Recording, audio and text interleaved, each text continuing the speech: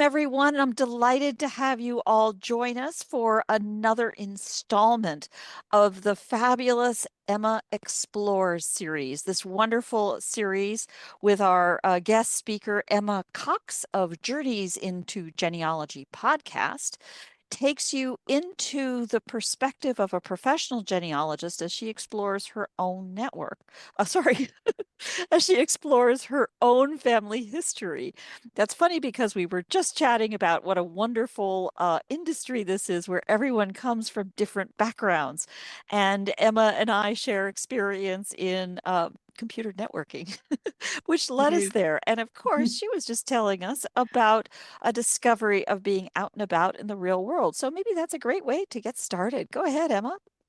Well, I was just saying that last Saturday I went to the West Surrey Family History Society fair, and this is a fair that they held in the local leisure centre. And I have to say, it was a lot bigger than I was expecting. There were at least a dozen stalls there, and people had come from all over the place. So West Surrey is just south of London, though it was in a place called Woking, and people had come up from Cornwall. There was the Wiltshire Family History Society, and people had travelled an awfully long way. And there was an older lady there who was selling things or giving things away in some instances because she'd been doing her family history for a long time and decided she didn't want to continue. So I actually bought quite a lot of stuff from her and gave her some money, and I got lots of other things. So I have the 1891 and 1901 censuses on CD-ROM, and I have a CD-ROM that I can plug into my computer and read them. And I thought it's quite good because it means I can then go and look street by street if I want to, or find more information rather than trying to look on a screen. Sometimes on the internet isn't so easy. And one of the reasons for going is there's a gentleman by the name of Graham Bandy. If you haven't come across him, he does something called Living Military History. And I interviewed him on my podcast a couple of years ago about researching your military ancestors. And I've got a wonderful little miniature, which I'm not sure whether I've shown on this one before, but we'll see if we can get it going. You've certainly seen it. And I didn't know who he was. I had no idea about who he was. And I wanted Graham to try and help me identify it. So I went along, and Graham took out his magnifying glass and he had a little look at it. And he said, yes, he thought it was from the 1850s, around about 1857, 1858. And if the person was born around about 1835, he would have been about the right age.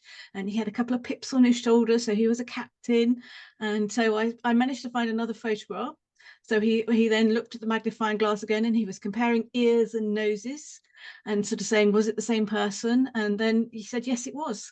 And then there was another one on there, and he said, oh no, that's later, that's not the same person, that's someone else. And that was, I had thought it was the same person. And he said, no, it isn't, this one's the Irish Rifles instead. So I've actually been doing some digging since then to try and work out, and I think I've worked out that it was Henry's nephew, but I'm nearly convinced, but I just need to do a bit more digging there. But that's all through actually meeting someone in person and actually talking to them and sort of having some ideas that you want confirmed, and just exchanging information, really. Wow, don't you love that for real people in person and real insights? I love doing live things where we can have connections around the globe as we do today from Calgary and London and Victoria, Australia. But yeah, actually holding someone's hand and letting them look at something directly is pretty thrilling. I feel like I'm missing out now. You have to organize something locally, Barbara, people to meet up. That's a thought. That's a thought. Someday Mm. we get a little more size, but someday. Why don't you go ahead and let's go ahead and get started with the Okay, presentation today. right, just give me a moment. I will share my screen.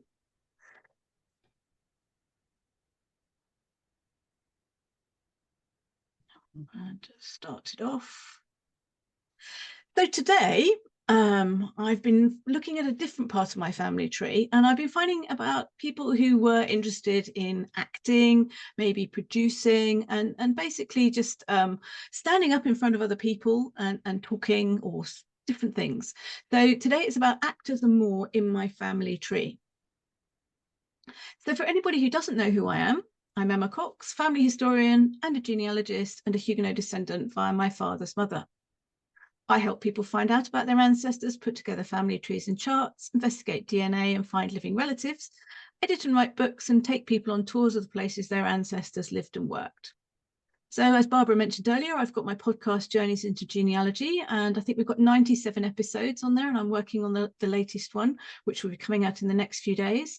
And I interview experts and people with interesting family stories, and this next one is going to be a family story one. So some of my ancestors who were actors or involved in the theatre, films and television. And I love this old picture.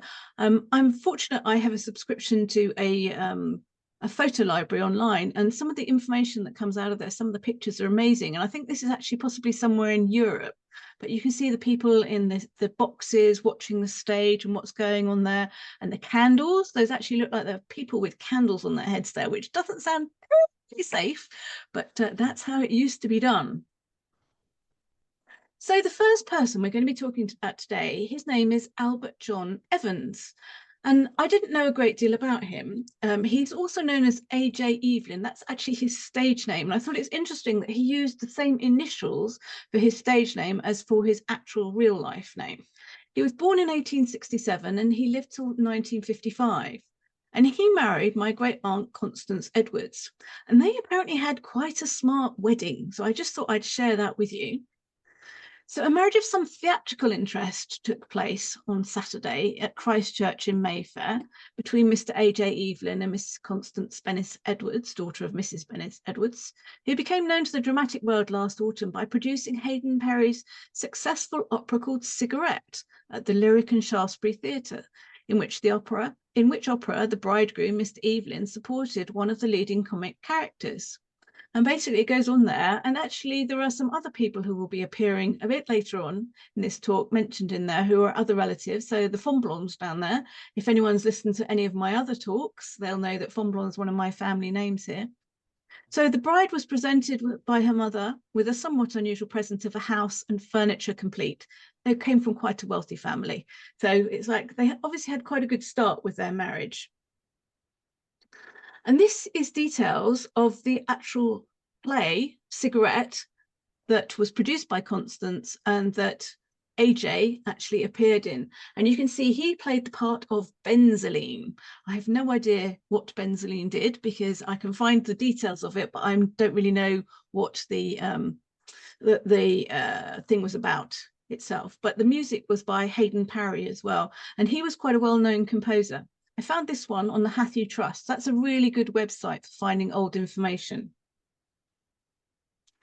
He also appeared in something called Dandy Dick Whittington. And he was Achilles Fitzwarren in this one. And you can see his name is on there along with quite a few other cast members. And the Times declared it was not an opera bouffe, but a variety entertainment, a series of disconnected situations, a superabundance of topical songs, dances, acrobatic feats with occasional concerted pieces make up the whole entertainment. It must have been quite something to actually watch that.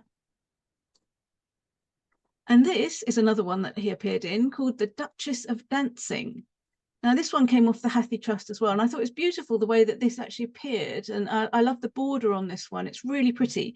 And again, he's mentioned in here. I just need to find him again on the screen. So where are we? He is Sergeant Flageolet. And Flageolet in French is a bean. So Sergeant Bean. And Hathieu Trust was that one as well. And this is actually a picture of him in action. So you can see he's Rago, the one on the left, father to Pervenche and uncle to Ulurine. And I bought this, I saw it, and I couldn't resist it. And so I've actually got a copy of this one at home of him doing that. And I think the outfit that he's wearing is amazing. Look at his stockings. They're not just bobbly, as in lots of dots on them, but they look like they've actually got embroidery on them. And the beautiful silk pantaloons, it looks like he's got a little medal that he's wearing around his waist. And they've both got wigs on. And they're obviously very intently playing their game of chess there. And you see he's actually got a looking glass, a lorgnette, which is down between his legs that he could use if he wanted to. And I think that's just an amazing picture to see somebody in action playing chess.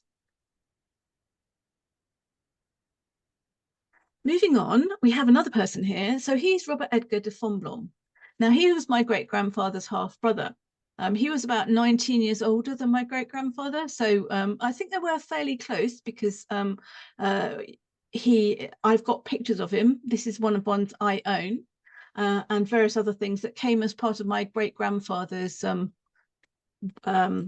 metal chest that I have sitting in my sitting room.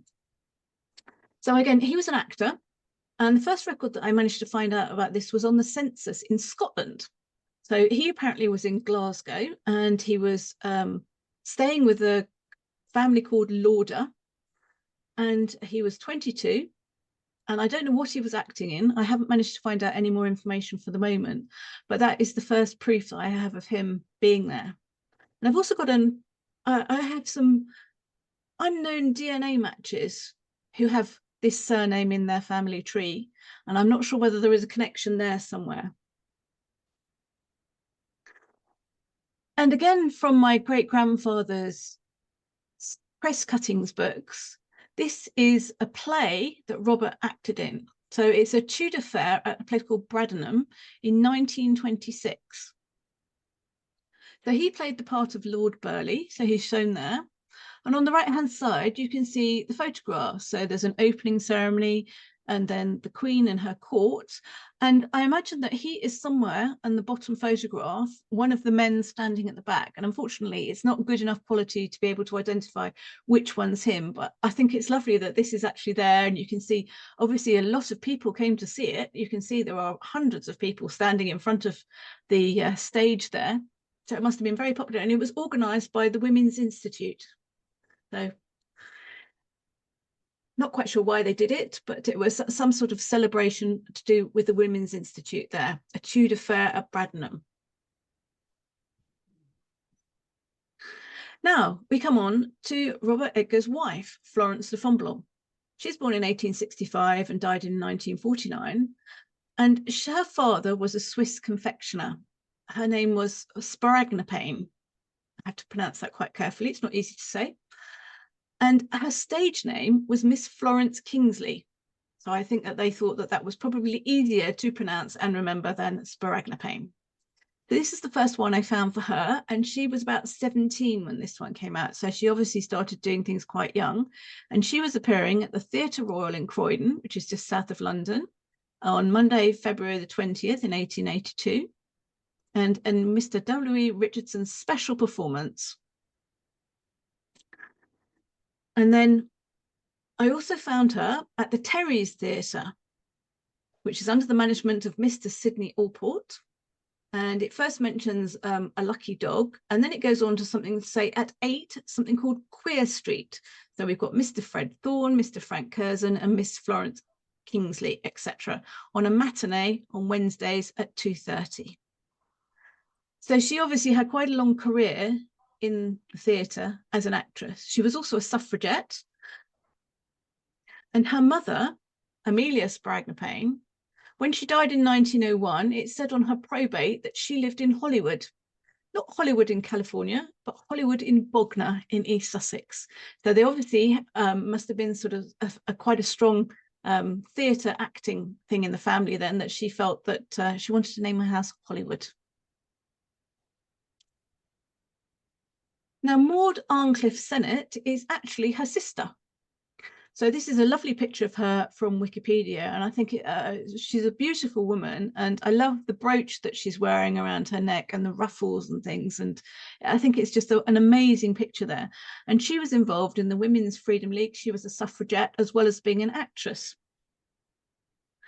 Her stage name was Mary Kingsley, so we've got Florence Kingsley and Mary Kingsley, the two sisters who are both actresses.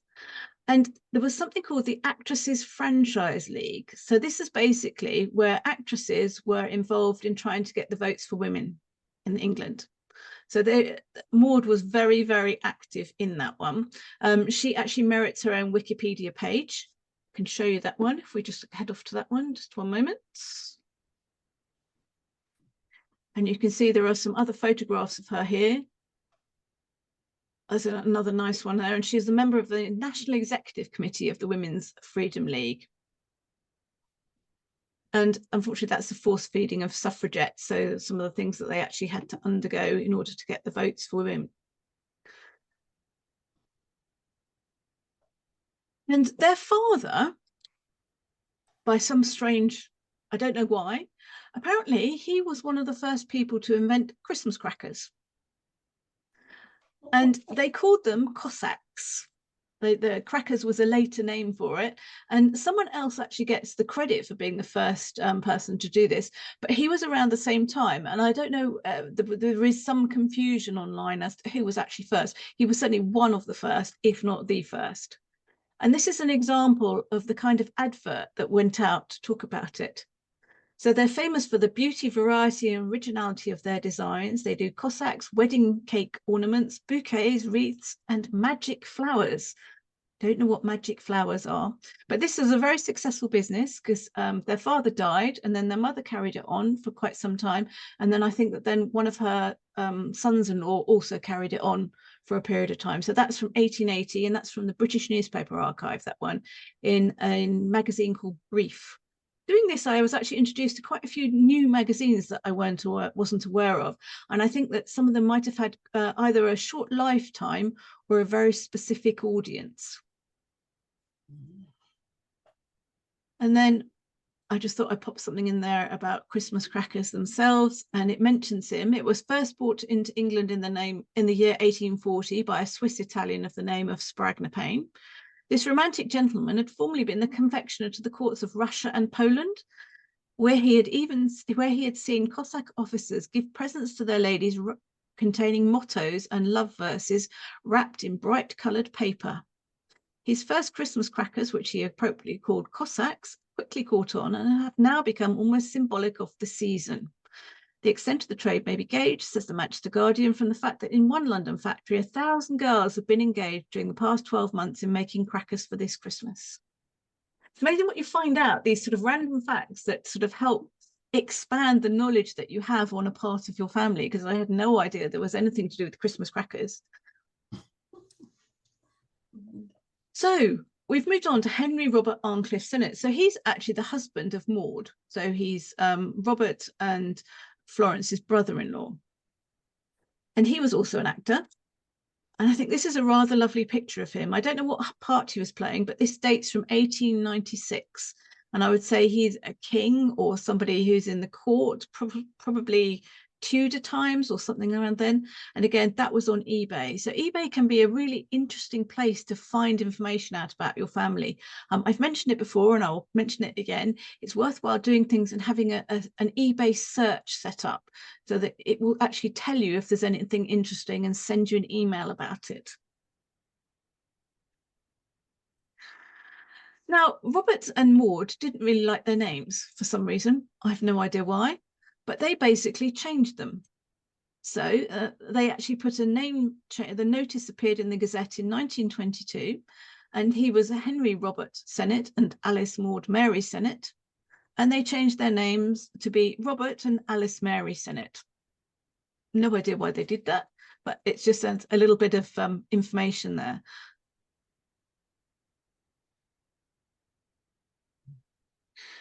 Now we're moving into slightly more modern times, the 20th century. Another one on the family tree, his name was Hercules Belville. Well, in itself, that's quite an interesting name. He was born Rupert Hercules Fuqua Belville. That is a bit of a mouthful, really, so he shortened it a bit. He is my fourth cousin, and he was a film director. And his father was actually a friend of Ernest Hemingway, and he spent the summer of 1956 traveling through Spain with Ernest Hemingway. And he was also an assistant to Roman Polanski. And this is what he looks like. Sorry, the quality is not brilliant. I took that from a smaller one, so it's on there. And he's buried in Highgate Cemetery in London. Then we've got Adrian Ropes. So now he's a television and theatre actor. He's my third cousin once removed. And both of these actually merit their own Wikipedia page. So I'll just show you what Adrian did. And on this, it tells me the different plays he was a part of. So he was in The Avengers, Randall and Hopkirk, and various other things there. And this are some of the pictures I actually managed to find of him. So I thought it was rather fun showing him in a couple of different roles that he played within the Avengers. And I might have actually seen him on the Avengers because I've watched this is the first series, and there were three people. If anybody isn't familiar with this, there were three people who solved crimes, and there was two men and a woman, and it was very glamorous and very 1960s, and nice cars and John Steed and different people like that. And so to think he took part in that, it's quite fun to think about that one. He also appeared in the theatre. So this is a play called Salad Days. So you can see he's in here and he plays the part of PC Boot. So he was keeping people in order. So that was in October 1962 and it appeared for 2 weeks. So again, that one is from eBay. Then we have another wonderful name here. We have Ian Colin Marmaduke de Collier Wetherell. You couldn't make these names up, really. It's just coming along there and it's like, really? And it's like, you think, I sometimes don't know what people are thinking of when they name their children.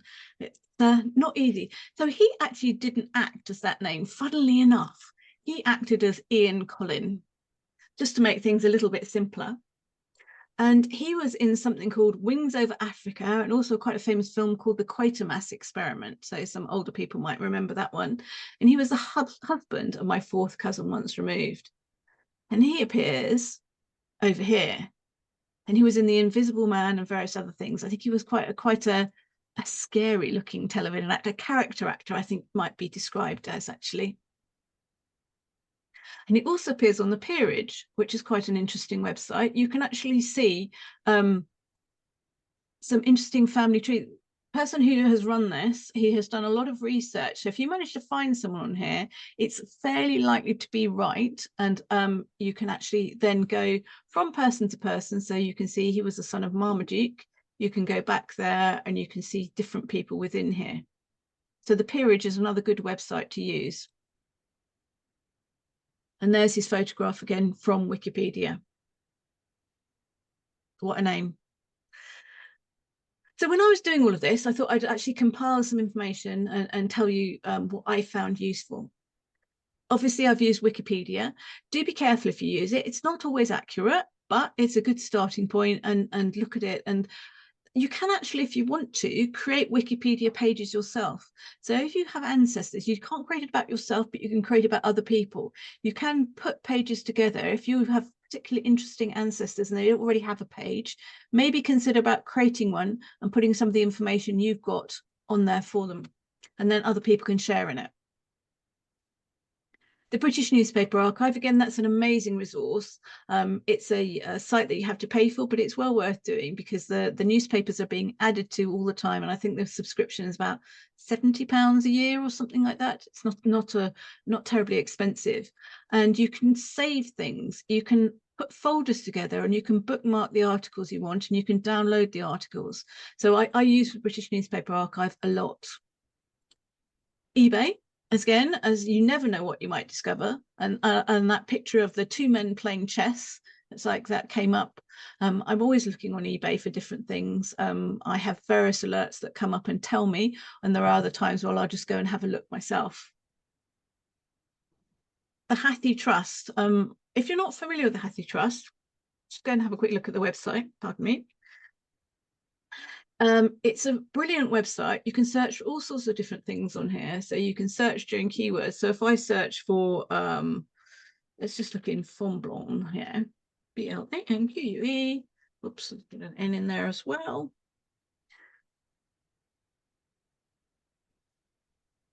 Okay, not in a featured collection. Let's just search up the top there. Sorry, I was searching in the wrong field. Let's do that again.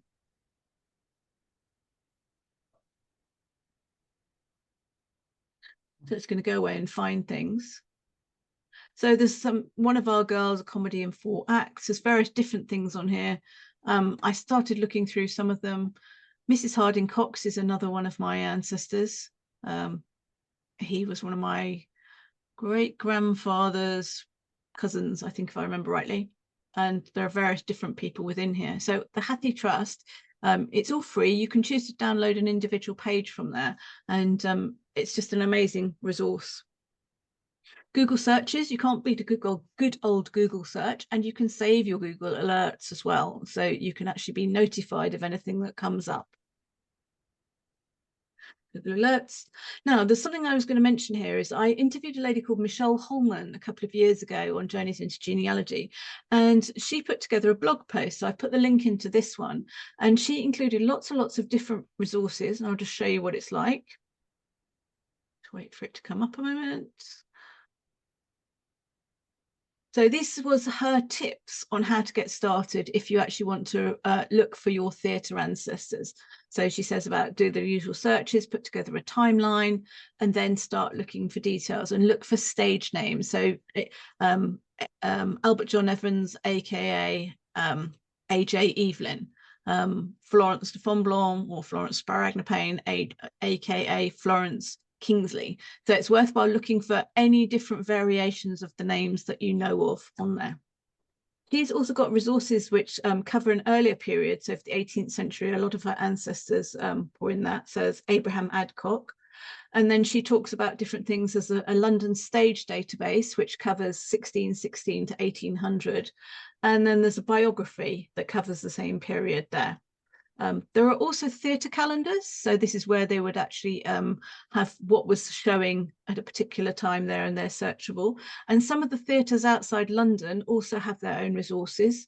And if you were into people who were involved in music, there are different things. And there you are, Mr. Fonblanc. That's someone else. That's not the same person, I don't think, because I have a few other people who are in there, and some general tips in there. So it's worthwhile having a look at that and seeing if there's any other tips that will be useful to you within that. So that's the end of my presentation. Any questions? Wow, I have questions. Okay. So many questions. You talked about the Tudor Fair. Yes. Is that where everybody shows up in period costume and does fair-like things? Is that the idea, as far as you know? I think that actual Tudor Fair was somebody putting on a play more than because I Oh, don't think that people would have had Tudor costumes or would it been dressing up so much to go on actually attending it. I think it I was see. that they were there to be entertained by people, and there might have been different entertainments that were Tudor themed, if you know what I mean, but not Yeah, the people who are actually visiting. I see. Okay, because Ren Fair is not only such a popular summer fair thing here in the Bay Area, but there's just a coterie of people who love to dress up and, cosplay. And so, yeah, they also do an Edwardian, or Victorian Christmas, the Dickens Fair. Mm. And again, everybody pulls out the variations of their little costumes and shows up in the wintertime. Mm. We went to one locally called Into the Trees last summer, and that was where people dressed up and sort of they had things like people doing wood turning, they had knights on horseback, they had all sorts of different things. So that was fun just to see, and quite a few of the people attending did dress up. And Hever Castle's quite close to me, and you get people who do tournaments there and things, so people taking things quite Jousting. seriously. Yes, jousting and things. I don't know. There's something so funny about that from way over here to see that we're not just cosplaying the English, but the English cosplay the English. Oh yeah. Emily has a question. What was that? Was it something about eBay? Mhm. Okay, let's I just had the take. same question. Yeah, so searching on eBay. Okay, let's just. I will share my screen again. Just a moment. Uh, just go to eBay. So if I search, I'll put in Font Blanc again. I will spell it correctly. So this basically brings up things here. So you can see I've got I'd love this. It's a bit expensive. This is an original copy of a book written by one of my ancestors. There are lots of different books on Wow. here. You can see Victorian Oh, vocalist, yeah. Mr. Fonblanc, someone's obituary, and then there are lots of reprints of books that they did that I'm not interested in, but I just get there different things on there. And I spoke about this one last time. Do you remember the expensive autograph that I mentioned Yeah. previously? Yeah. So you can see there's lots of different things on there about different books, whatever they've got So, available. So And they then, really are putting the names of the, any reference to the name is included in the search material. yeah, and then you can just save what you want. So it's just sitting there, and it's done something that's sort of a similar search, because I think it's a name that's not off that can be spelt incorrectly. So you can just search what you want to. So I could search for, let's just see if there's anything for Edward William Cox. If you put it in inverted commas like that, it'll search for that phrase. So this is another one of mine. So it comes up with picture of him, an antique print that I could buy if I want to for £5.99. And then there's various other things. I know he wrote books. There's various reprints of his books on there. Nothing particularly interesting other than that. So literally, if you want it, and then you just save it, and then it will email you when something comes up that matches that, and you can choose to do what you want with it. Very cool. So that's a lot like a Google search Yeah, alert, but yeah, for eBay. And yeah. I didn't realize they would put that much information that presumably is not written on the piece or something like that to add it into the search. I think people put things in the description, and they Yeah. might put tags on there as well. Excuse Yeah. me. But it's worthwhile looking on eBay, because things come up all the time. So you can save a search if you want to, and it will actually send you an email, or just have a look every now and then and see whether there's something on there that's of interest. So if I Very. have a look for Maud Sennett,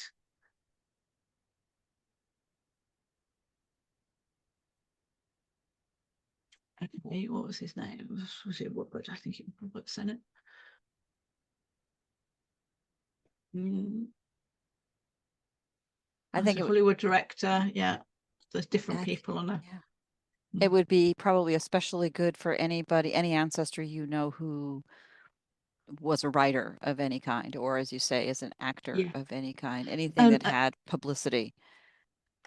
and also for things if they've appeared in anything. So magazines and things, the magazine covers sometimes are sold on there. Um, you might get old theatre programs occasionally if you're really lucky.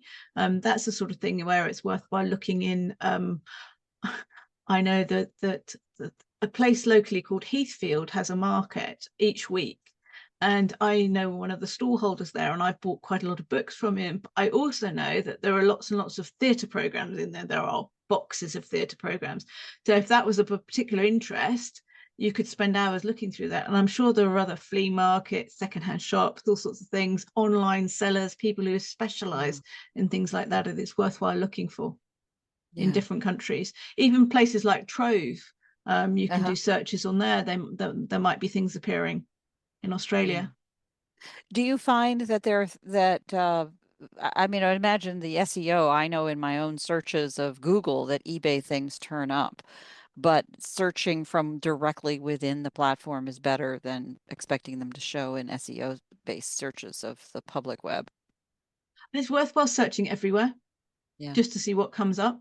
I do that, and I'll redo searches every now and then. I might turn them off if I don't want to do them for a while, if I think I've got enough. But Hmm. I just keep them, and I basically file them all. I have a folder called genealogy, and I just Hmm. file all the things in there, because one of my ancestors was a publisher. Hmm. And I've got a thing for him called Horace Cox was his name. And so basically I'm trying to work out what books he published, and every now and then one will pop up that I haven't heard of before.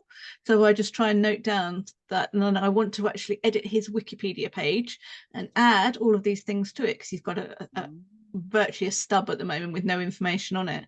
So Hmm. that's something to consider doing. Hmm. Yeah, I have a newspaper publisher, great-grandfather, so it's pretty recent.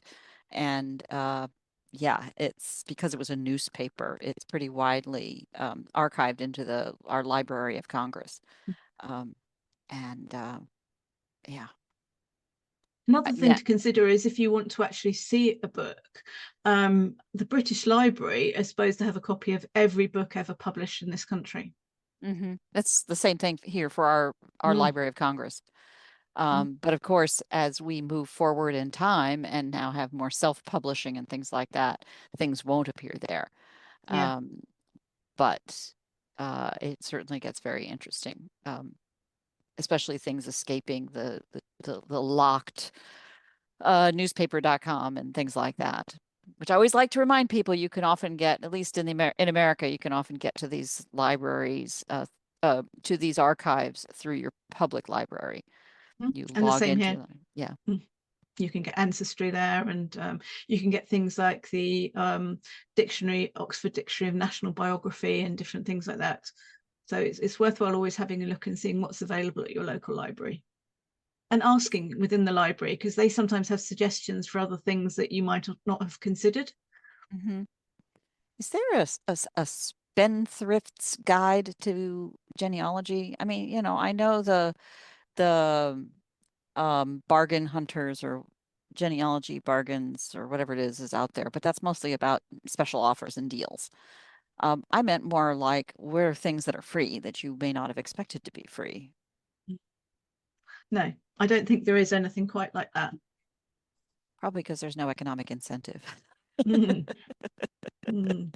I mean, with all of these things, you can sometimes sign up for free trials for things, or you can sign up Yeah, for a month at a time. You don't have yeah. to Or take out a long subscription to anything. frequently they're available through something else, like the National Society in the US, the National Society of Genealogists has a deal with the also ran newspaper site. I forget, it's the same people that run storied.com.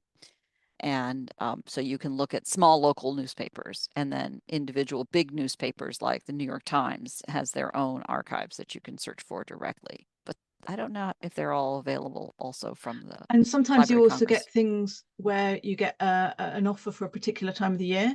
So Yes. for we have Remembrance Sunday, which is normally the 11th of November. So that weekend, you will quite often find that there are military records that are available for free. For example, the British Newspaper Archive. It could be my something on My Heritage or something or other. There are quite a lot of freebies around certain events.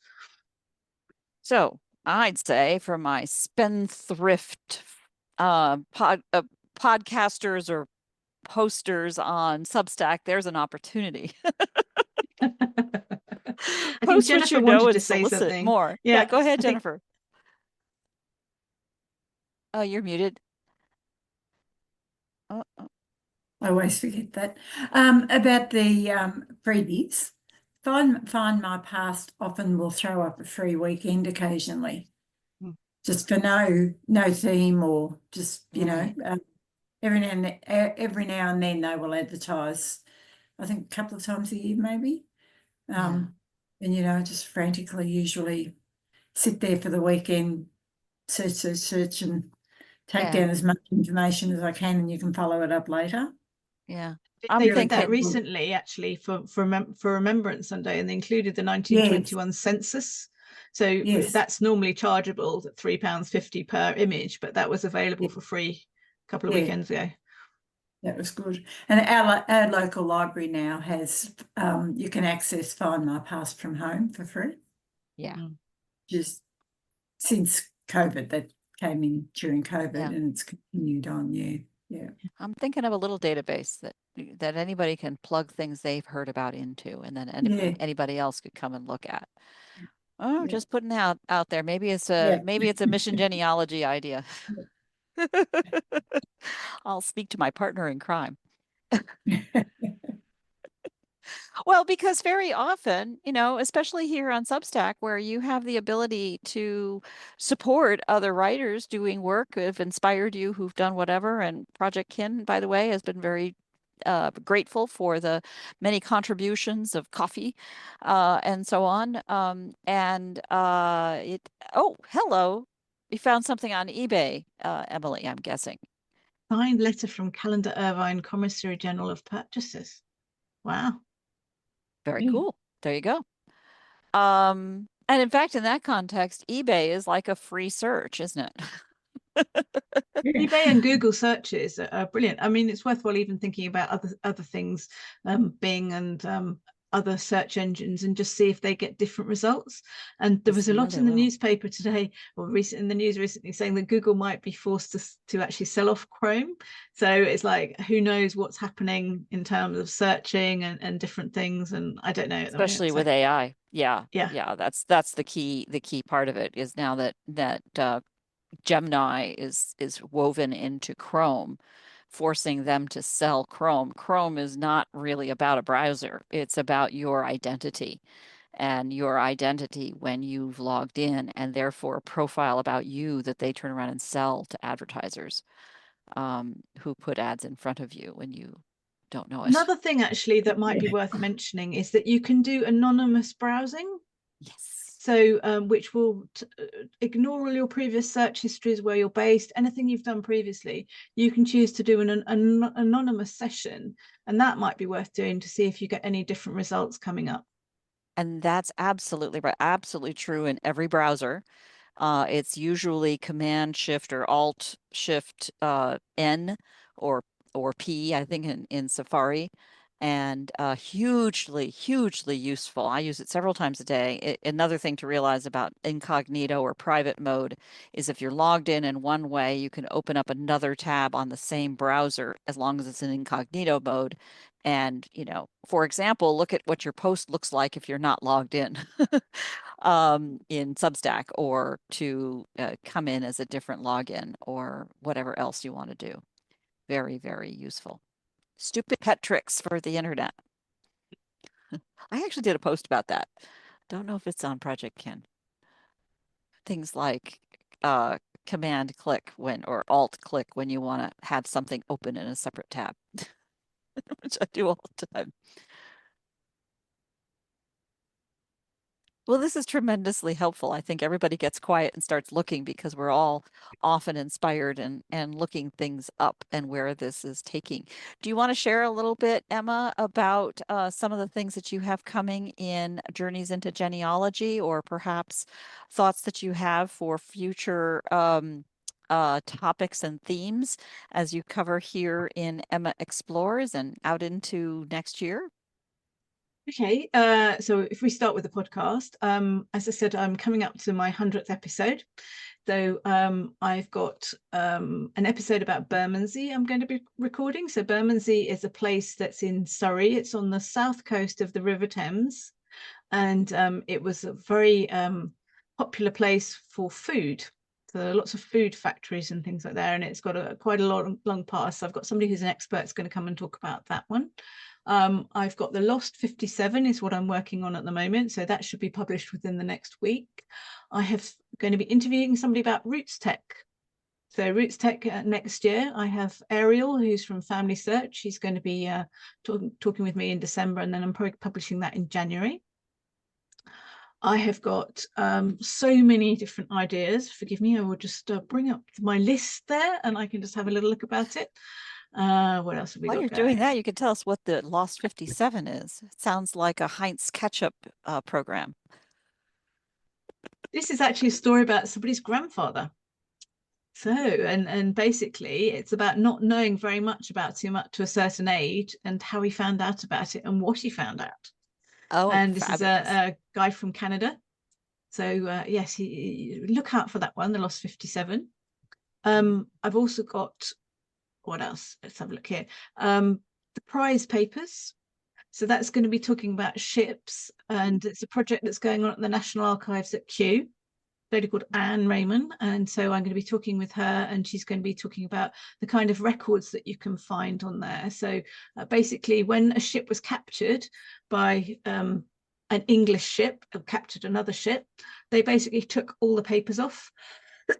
Pardon me, and that can give you some family history clues. It tells you who the crew were, it tells you what was on board. They captured the post, so the mail. So sometimes they had all the mail that was supposed to go between one country and another, all sorts of different things. So she's going to be talking about that. So those are coming up in the next couple of weeks. I'm going to be doing something to celebrate my 4th anniversary 100th episode, and talking about what's going to be coming up in 2025. Some of the different topics that I'm going to be covering in 2025 include more on researching female ancestors, because I've had several people asking about that. Recommended tools, so people are always interested in tools that can help them. Family Tree Maker, we're going to get somebody coming on about Family Tree Maker. Things about local archives and other family history societies. AI, I want to do something about AI. I'm thinking also about the livery companies. So I don't know if you're aware of the livery companies. So that's to do with apprenticeships and things like that in this country. Publishing your own family stories. What else have I got? Various different ones there. I was going to do something where there are family associations that people set up where people are researching a particular surname. So I thought that it would be quite interesting to talk to somebody who's actually been doing that and just how they've actually got on and what they've done and their tips and things for there. That's like with the Guild for One Name Yes, Studies. Goons, the Guild for One Name Studies, but actually talking to somebody about their individual one and what they've done and different things there. I do want to actually talk to somebody about the Hattie Trust. I'm going to work about doing that one. Thinking about Nathan Dillon Goodwin. I don't know if any of you come across him. Yeah, he's quite a well-known genealogy author. If you haven't come across him, look up his books. They're really interesting. He's got two different series. One is set quite close to where I live in Sussex. And basically there's a guy who's a genealogist there and he solves mysteries and it's sometimes involving his family and other people. And then there's another one which is to do with genetic genealogy and that's set in America. So it's all worth looking at him. I also was thinking about interviewing someone about Trove at some point. I'm not sure that I'm going to manage to do all of these next year. These are the ideas about different things. So if there's anything that people are particularly interested, sports is another one about trying to research your sporting ancestors. The Londonist is somebody I want to contact. He's on Substack and he produces some amazing maps. He recolors old maps and I love maps. Heraldry. Researching Canadian ancestors. I definitely want to do that one because I haven't managed to sort that one out. Somebody who's going to do about carte de visite, English photographers, the little postcard type images that people had. So I've got a guy who's in his 80s, but he's agreed to be interviewed. So I need to contact him in the new year and actually do that. People who've written books. The Orders and Medals Research Society. They were somebody else who was there at the weekend. So there you are, you have a sneak preview as to lots and lots of different topics that are going to be coming up there. And you asked me something else and I've forgotten. What was it? Oh, I don't know.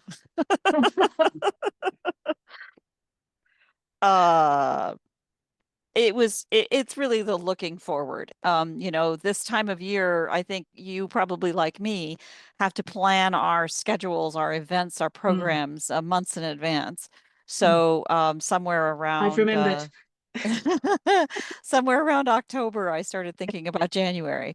And we've just laid in our plans for January. And if I may do a little hat tip to Jennifer here on our call today, will be one of our speakers on January 9th, the details of which will be falling into place shortly to be posted.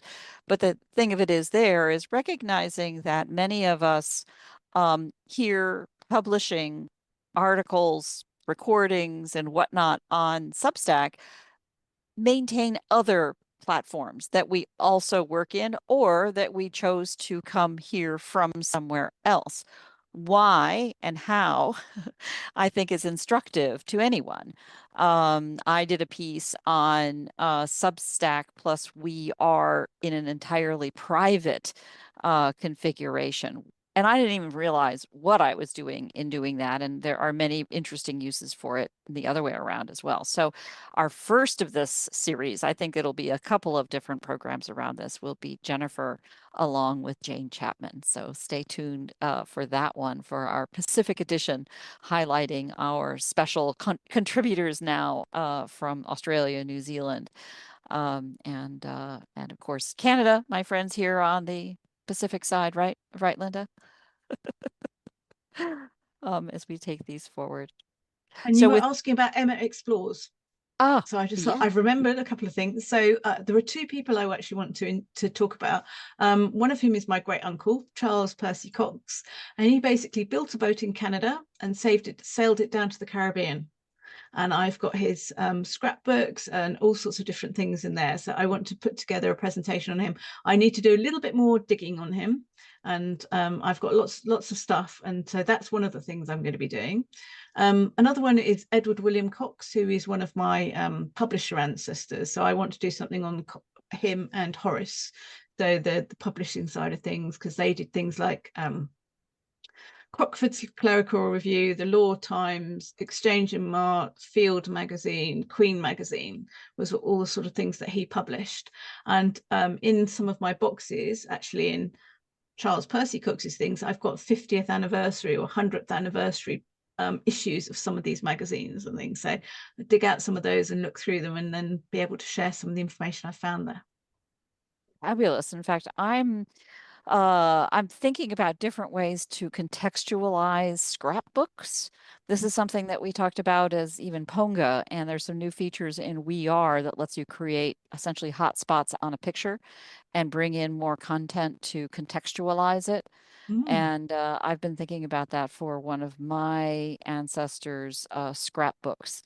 It's kind of remarkably uninteresting. It's nothing but newspaper clippings without attribution.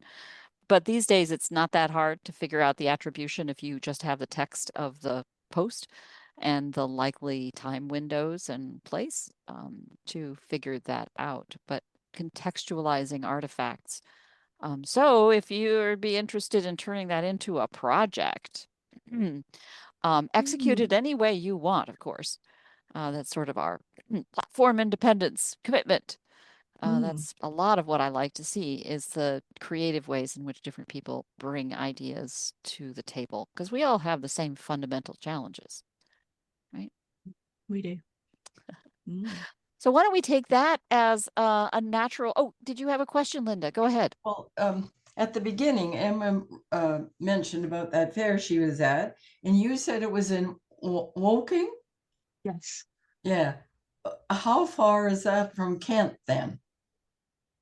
From where I live, it's about an hour, just over an hour's drive. So it depends whereabouts in Kent, because Kent's big. I don't know, but I've heard of that name quite a bit when Grandma, when my grandma was still alive. So it must have been maybe close to where she lived. I don't know.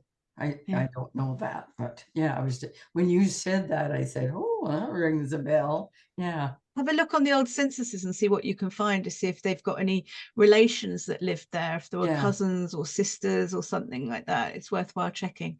Well, you said about all these cousins or whatever from her side. There was a Gur family here in Calgary, but they weren't related to her. Yeah. So I don't know. As far as I know, there's been nobody else came to Canada, like any Bradleys or Gurs. And the other thing was, what was I going? When I was searching the Bradleys, it ended after only a few because a Bradley, a lady from I think it was Dowdy family, it was called Dowdy, the last name. And it was a lady that married a Bradley. And that was about three back. So my Bradley line kind of went. I don't know where it went. I mean, how far back it went, I don't know then, right?